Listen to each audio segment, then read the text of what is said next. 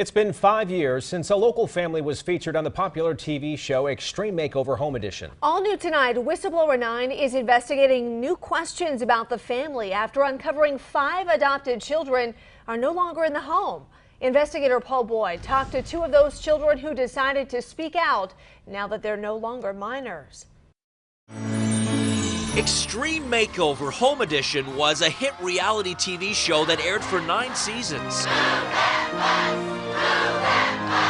The show focused on helping families in need by renovating their homes. The Friday family from Lincolnton was featured in 2011. Extreme Makeover, we desperately need you. We desperately need you to come and help us. Devonda and James Friday had 7 children. 5 had just been adopted, including Kamaya. It was exciting. We got in a limo and we're just riding up and then hearing move that bus and then seeing this big house. It was fun. Channel 9 covered the story back then as the small family home was renovated into an 8-bedroom mansion. Kamaya and her brother Chris are now adults. I just felt like I was home. The 5 adopted children who were biological siblings even changed their last name to Friday. They thought they had found a permanent family. We made a vow to keep the family together. And we made it happen. I felt like they were my mom and dad. I loved them like they were my real parents. I did. But Chris and Kamaya say everything changed after the TV cameras left town. What they did to us was just wrong. Threw us all out.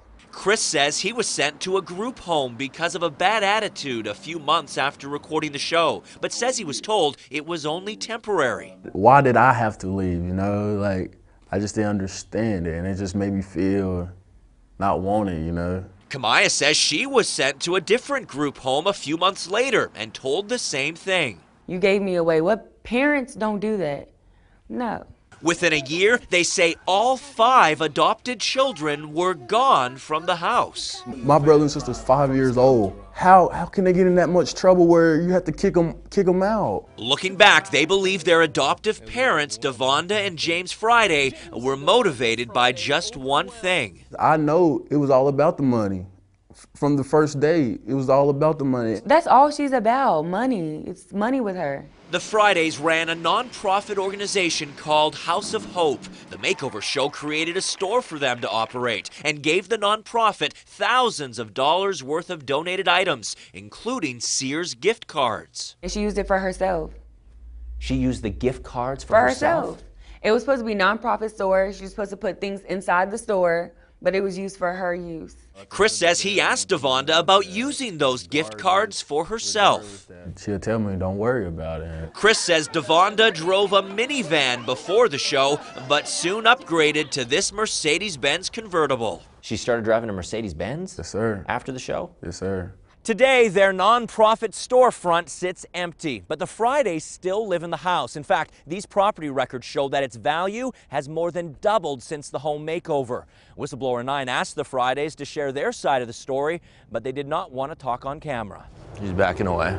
Devonda Friday stopped her Mercedes in the middle of the street when she saw us outside her house, then drove the other way. Her husband James called Channel 9 minutes later and agreed to a phone interview. Now listen, no one kicked Chris or Kamaya out of the home, okay?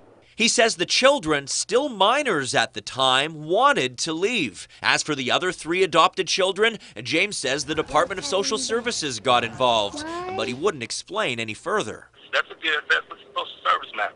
Both Chris and Kamaya accused Devonda of wrongfully using the gift cards that were given to her by the show. That's ridiculous. That's ridiculous. We bought 200 pairs of shoes with those gift cards at Sears for a church uptown that was doing mission work. We've done no wrong. There was a family court hearing in 2015 about the adopted children, but those court records are sealed. They went to court trying to get us all back, but I think it was about the money too. The judge, he gets upset and like, you leave these kids' life for a whole year, then try to come back a year later and say you want them back. It doesn't work like that. The grown children say they're moving on and will not be keeping their last name. Oh, I'm gonna get it changed soon, because I don't,